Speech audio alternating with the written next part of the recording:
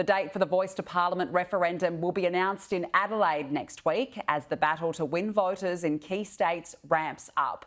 Joining me now live is Thomas Mayo, Yes 23 campaigner. Thomas, appreciate your time. So an announcement next week by the Prime Minister in Adelaide.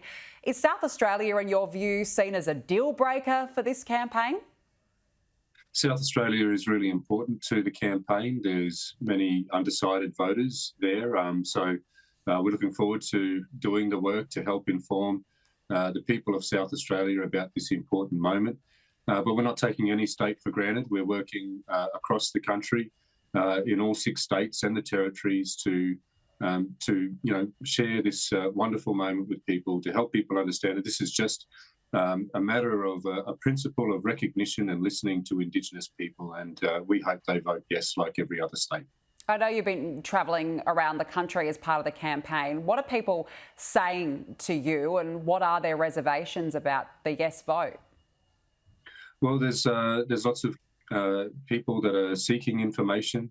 They want to know what this is about. I think the main thing is for people is to understand how this is going to help Aboriginal and Torres Strait Islander people ourselves, and if this is something that we genuinely desire.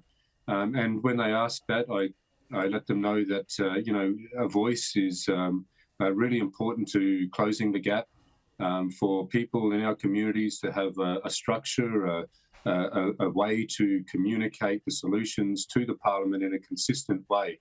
And also I share with them about how more than 80% of Aboriginal and Torres Strait Islander people support this. Multiple polls have shown that. We had the process that led to the national consensus calling for a voice at Uluru back in 2017.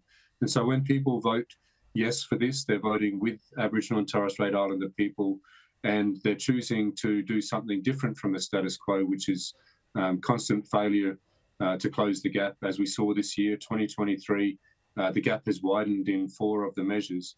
And so we can do better as a country, and that begins with listening. Speaking to people who are in the no camp, their main concern is that this referendum will divide, not unite the country. Can you understand those reservations, or what would you say to those people?